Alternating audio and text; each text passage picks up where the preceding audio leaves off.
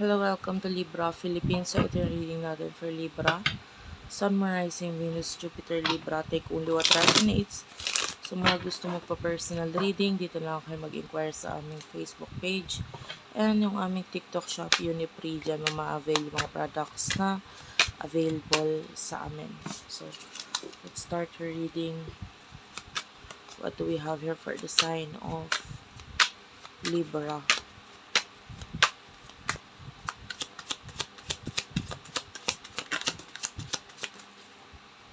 Your main energy, Libra, Knight of Swords, Nine of Cups, and the Chariot. Okay, Libra.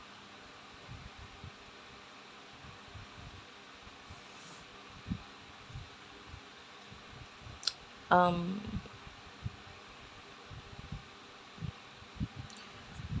nakakita tayo ng growth dito. Pagdating sa career, whatever itong sinisimulan mo sa sarili mo, or sinisimulan mong career, the Chariot is here. Yeah. And the Knight of Swords, these are both moving cards. Yan. No? May movement kang ginagawa towards success with the Nine of Cups. Seven of Pentacles, magbubunga talaga. No? Kung ano man yan. And napaka-sweet ng bunga niya. For you. So, meron kang, ilabas mo yung creativity mo. Your mind. Alam mo, may mga resources na ibibigay sa'yo or, may mga somehow, tingnan mo yung paligid mo kasi meron kang mga makakatulong sa'yo para mabigyan ka ng success, ng growth. Kailangan mong gamitin yung mind mo, yung utak mo, yung resources mo para maggawa yun, para mangyari yun. Bigyan kita example. For example, yung iba sabihin wala akong pera, ganito ganyan. But you still have internet, you have free wifi. Use that. Diba? So, paano? Mag-online job ako or what? Pwede ganun. Or, maybe, magawa ka ng mga videos. Diba? I-upload mo. Pwede maraming makapansin sa'yo. Or, use the internet or wifi to learn. Kasi napakalawak na ng internet. No? Kadali-dali na nang i-access yung mga knowledge na hindi lang natin sa school matututunan. So, you can use that para mas mag-expand pa yung talents mo, yung skills mo, yung galing mo para makatulong sa'yo in the future. Hindi man ngayon, pero maybe this is the time for you na ialay mo yung sarili mo or maglaan ka ng oras for learning. So, ito yon. And nakakita tayo, a lot of Libras are already doing that. By the way, pagpasensyahan mo na yung aking boses. Medyo hindi talaga ako okay ngayon. Pero, as much as possible, itatry ko yung best ko na may deliver yung message sa'yo. Napunta tayo sa person na nakakonect mo pagdating sa love. Sino to? Person na nakakonect mo sa love. Judgment is here. This is a major arcana. The Magician is also a major arcana. The King of Wands. Ayan. And the Moon, also a major arcana. Wow. So, you have here the Chariot, the Judgment, the Magician, tsaka the Moon na nagpakita ng mga major arcanas yan. May offer tong person na to but I feel like you're not interested. This person with the Judgment could be, or meron siya mga ipinapakita na parang alam mo naman yung totoo about this person. Parang hindi ka masyadong ano, hindi mo masyado na-appreciate yung mga pinapakita or binibigay niya sa'yo. The judgment is here. So, parang itong person na to, tinatry niya yung best niya maging maayos. And the King of Wands, pero nakikita mo yung mga hindi maayos sa kanya. So, it's like, parang baliwala yung mga pinapakita ng taong ito. Kasi parang for you, it's not enough, or hindi ito yung gusto mo, or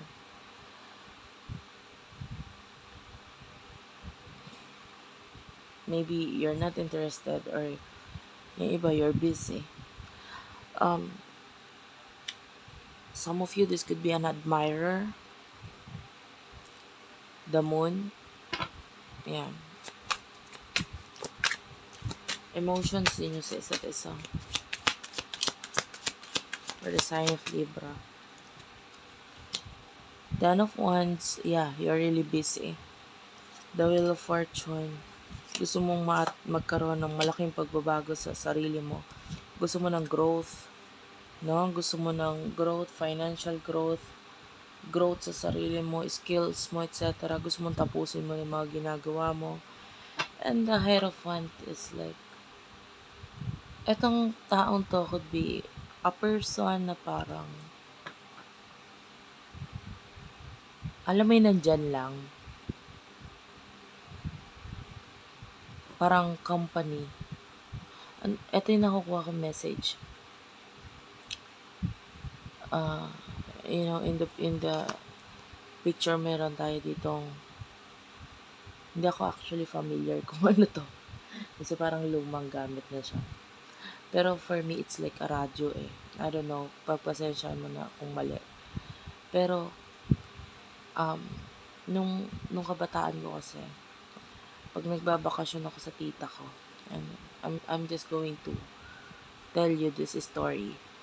Tapos, tignan mo kung paano ka dito makaka-relate.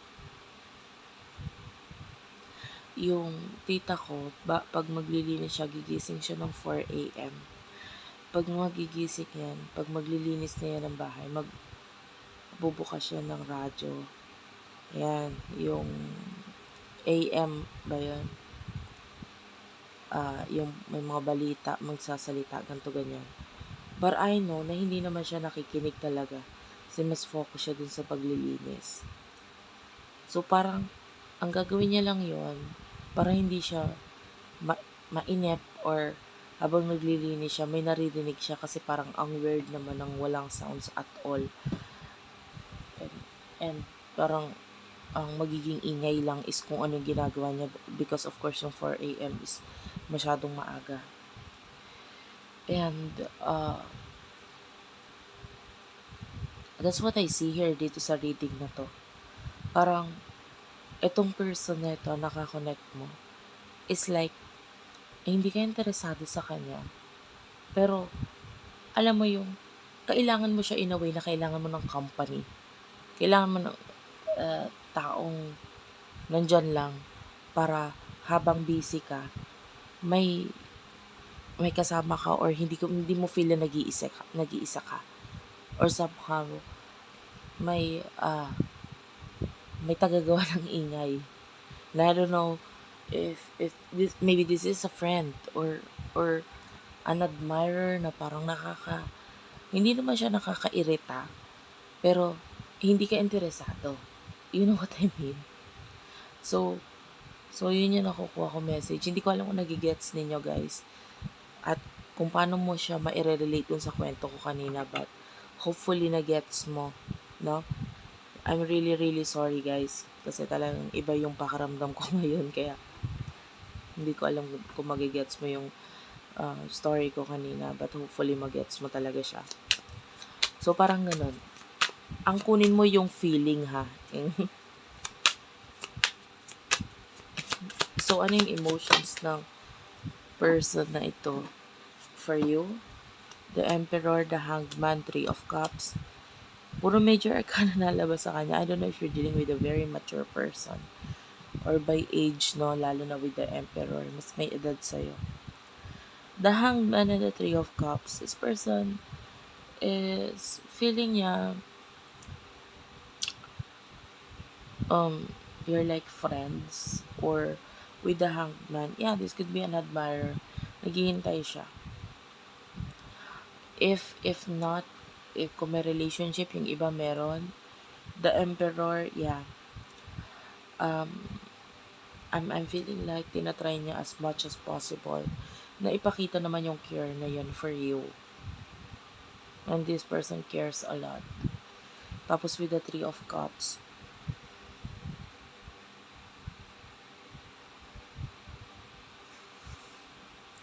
with the Three of Cups and the Six of Pentacles at the bottom of the deck, nakakita tayo dito ng parang feeling niya nagkakaroon ng partnership or pagtutulungan sa inyo.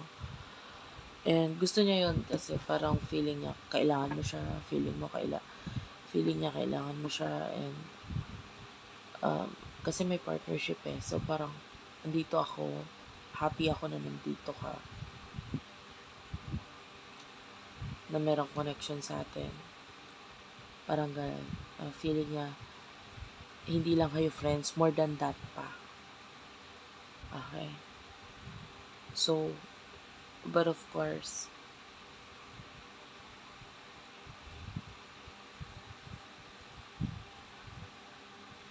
I don't know, you're really busy. Wala akong nakukuha sa'yo. So, what will happen in the near future? The Star is here. Five of Pentacles. What's with the Five of Pentacles? Five of Wands. And the Moon.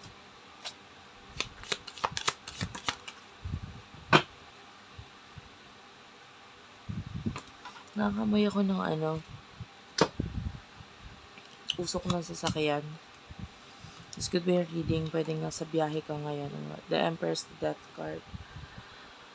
Yeah.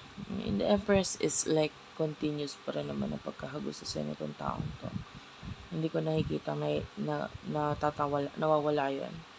The Death card, I see this as mayroon kang tanggalin ng taong to sa buhay mo. Because attracted talaga siya sa'yo And ikaw, kung wala kang gagawin para tanggalin siya or alisin siya, then hindi naman siya aalis. No? Kung may relationship kayo at gusto mo na siya mawala, wala ka namang ginagawa para mawala siya, hindi siya mawawala. But you have to do something. Kung gusto mong gawin yun. No? If ever na ikaw yung lalayo or aalis, I can feel yung person na to pag follow niya sa'yo. Hindi siya basta aalis. Not unless talaga you say stop or what, or do something, no? Para mawala siya. The Hierophant, this is Taurus energy. Nandito na naman yun. Alam mo yung nabanggit kong story kanina about the radyo. So, this person, marami kang matututunan sa kanya. If only you will try to notice itong person na to. Kasi parang malaking lesson siya sa buhay mo. And also a teacher. So,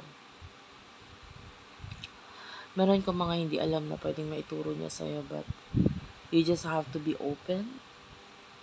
Pero yung iba nga kasi hindi ka naman interesado. The Star is here.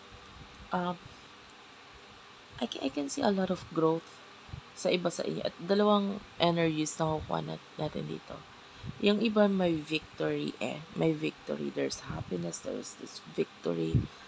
But there's this other Libras na nakakuha tayo ng problem. Nakakamay nga pala ako ng adobo, by the way. Five of Wands, Five of Pentacles. Huwag ka basta-basta magtiwala sa usaping pera. Like, I can see possibility of scam. So, huwag kang basta-basta magbigay ng pera or what. Kasi pwede ka ma-scam, Or if someone will tell you na, pahiram ako ng ganito, ganyan. The Moon, there's this pagsisinungaling or not being truthful with regards to that. So, pwede magdulot ng problema yun. And, soon, it's a loss for you. So, basta-basta magtiwala. Matalino ka, magaling ka. Pero minsan, kailangan mong gamitin talaga yung galing mo, talino mo, pakiramdam mo. Use your pakiramdam. Pag kinakabahan ka or what, wag kang gumaw. Ibig sabihin something is wrong. Okay? So that's it for now. Thank you for watching. I love you all, guys. And bye-bye.